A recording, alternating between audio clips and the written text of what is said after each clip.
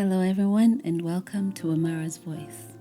I'm a teacher and an uplifter, which means I see people as already whole. I see them as vibrant, joyful, magnificent, and powerful. I see the source within them, which leads them to a powerful truth from within. I see them living in alignment with self, having such wonderful beliefs that make them stay in their joyful, natural element. Today I'm pondering thoughts. Now, I could sit here and talk about billions of neurons communicating with one another through electrical and chemical signals, with an electromagnetic reality, with an embryonic form that translates physically.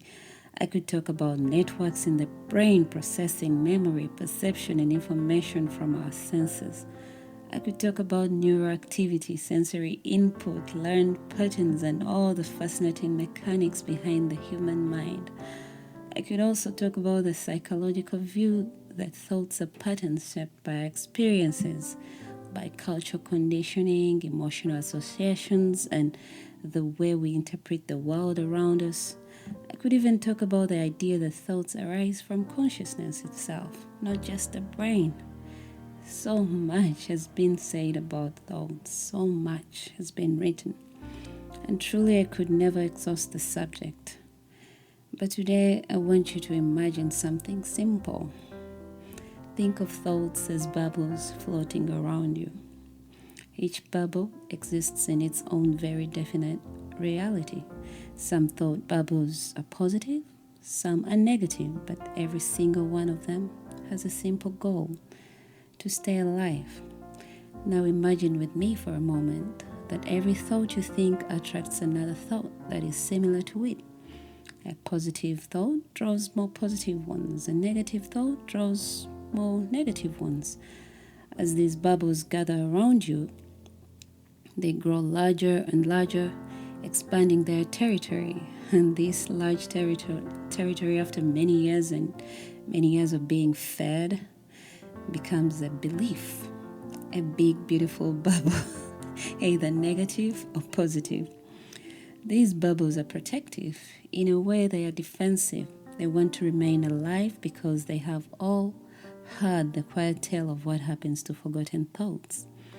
When a thought is no longer given attention, it slowly loses its shape and eventually disappears. So the bubbles compete for your attention. One thought attracts another like it. They gather together and strengthen each other. They push away the thoughts that threaten their survival.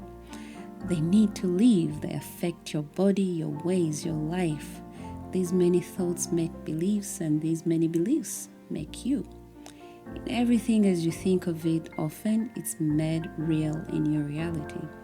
Your imaginations and emotions, your facts, your ideas, all living within these thought bubbles. Whatever topic you choose, you name it. The thought you've practiced is also very true in your reality. Imagine that these thoughts have a whole little life of their own, almost like communities. Thoughts with similar qualities gather together in one place, forming little groups around you. The positive ones gather with other positive ones. The doubtful ones gather with others like them. The fearful ones find their own corner too. And once these little groups form, they become very protective of their territory. They strengthen one another. They reinforce one another. They keep each other alive. And even when a thought appears that does not match the group, it feels out of place. The other thoughts resist it. They push it away, trying to keep their little world the way it has always been. This is why a single thought rarely stays alone. It calls for others like it. And before long, a whole community of thoughts has gathered around you, all working together to maintain their presence. This is why when you have one negative thought, another often follows, and then another. Not because you consciously invited them, but because the thought bubbles are doing what they naturally do. They expand through association. In a sense, they behave almost like living cells. They thrive on similarity, attracting thoughts like themselves and resisting thoughts that would dissolve them. They want to expand, grow more of them around you like them. You are thought beings. Understand the physical reality of your thoughts, and you will begin to walk a path of greater clarity and precision. Thoughts form structures as real as cells, even though we cannot perceive them directly in our physical reality. They are translated into the very substance of your experience. Thoughts are everywhere around you. Your environment reflects them back to you in countless ways.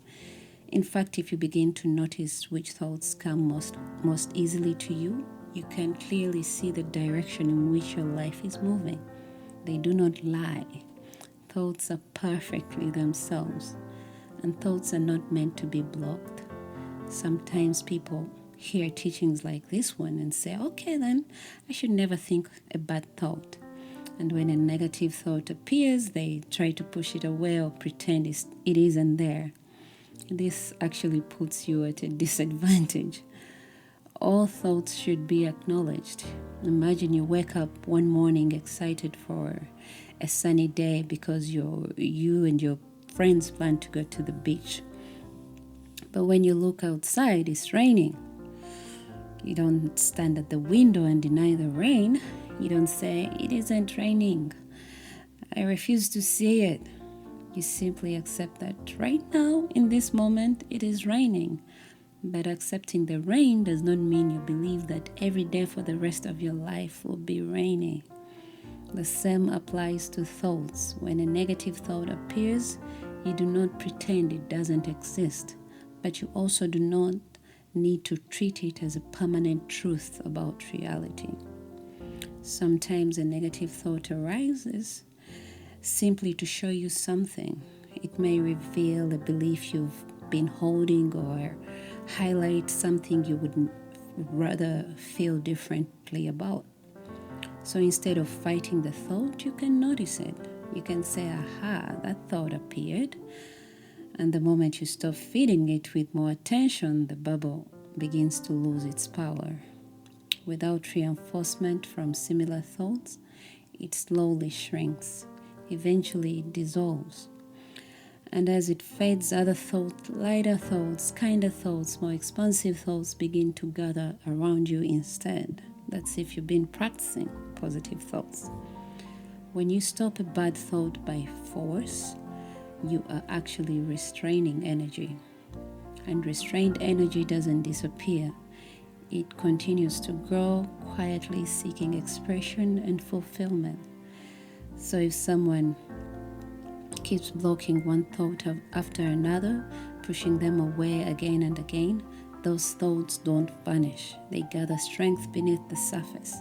Eventually they may return in forms that feel much stronger, sometimes even worse than the thoughts that appeared in the first place. This is why trying to completely block thoughts can work against you. Thoughts are meant to move through the system. They're meant to be noticed, understood, and allowed to pass. Think of it like clearing a river. If you try to dam every drop of water, the pressure builds. But if the water is allowed to flow, it eventually clears itself.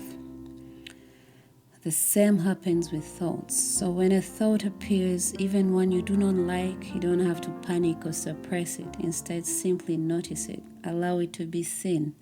Notice it. In fact, you can even look for the thoughts you may have pushed away in the past. Many of them are still there, quietly waiting for your attention. And you can find them consciously. Your mind is capable of observing its own thoughts. When you look honestly, you can begin to identify the beliefs and ideas you've been holding within. Once they're seen clearly, they no longer need to hide or fight for survival. And very often, the moment a thought is fully understood, it begins to dissolve. Like I said, thoughts are perfectly themselves, and when left alone, any thought will eventually disappear. This is why momentum is so important. When we build momentum through our beliefs, certain kind of thoughts begin to move easily in and out of our awareness. They appear naturally without effort simply because they match the beliefs we have practiced. And over time, this becomes our lived reality. Those thought bubbles begin to gather all around you. As you move through your day, they are there, forming your perspective, shaping your expectations, quietly influencing how you see the world. They become the atmosphere of your mind, and from within that atmosphere, the thoughts that match it continue to arrive again and again. They form you, and in this sense, I say we are thought beings. Change your thoughts, change your life. So where are you thoughtfully? Your imagination, emotions, feelings, and ideas all center around the continued thoughts you have.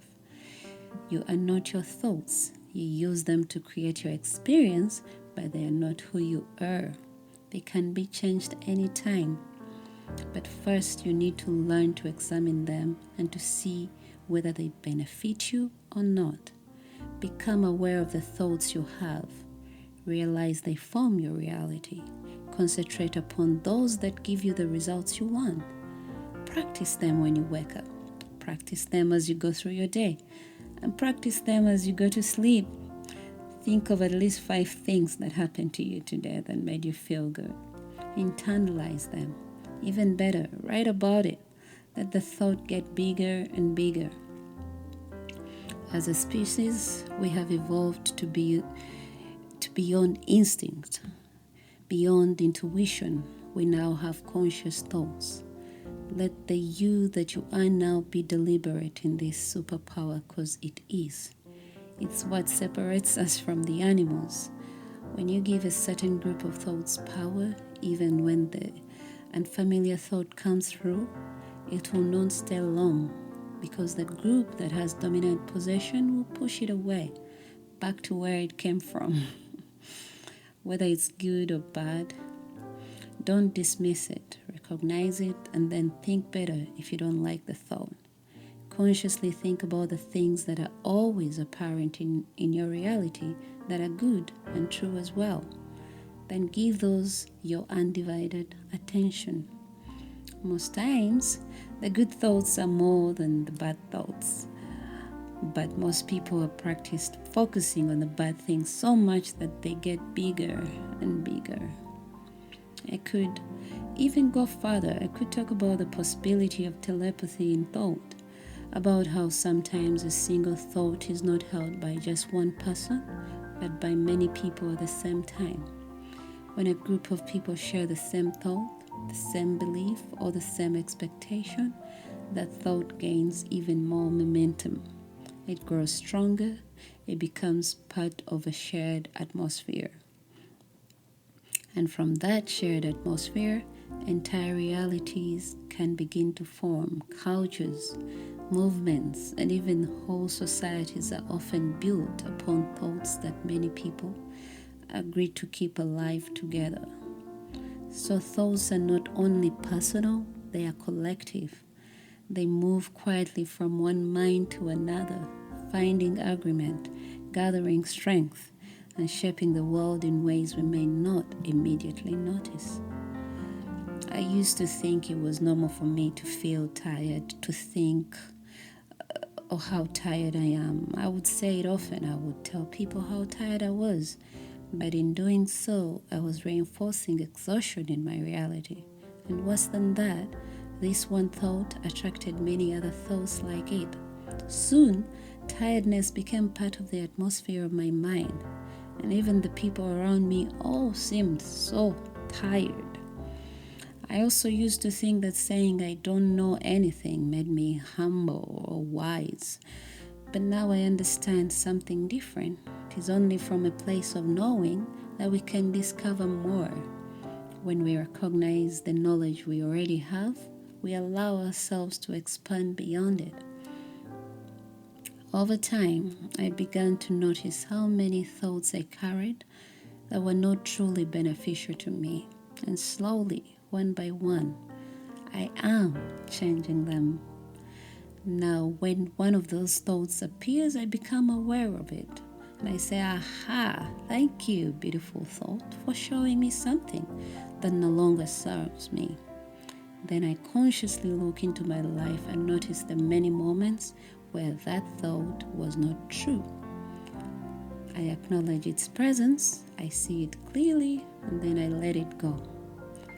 Thoughts seem to arise from many places, from our memories, from what we've learned, from beliefs passed on by our loved ones. Most thoughts, we don't even question them and we just take them as fact. Some thoughts come from a deeper part of ourselves that feels wiser than our everyday mind. So as you move through your days, become curious about the thoughts you carry. Notice which ones grow larger around you. Notice which ones gather others like themselves and begin to notice the atmosphere of your mind. Remember, you are not your thoughts. You are the awareness observing them. Because if you can watch a thought appear, who or what is doing the watching? Once you realize that something very powerful becomes available to you, you can begin to choose. You can nurture the thoughts that bring you clarity, strength, joy, abundance, and possibility. And when the ones that no longer serve you appear, you can simply notice them. Thank them for what they revealed and allow them to pass. Little by little, the thoughts you practice become the atmosphere of your mind.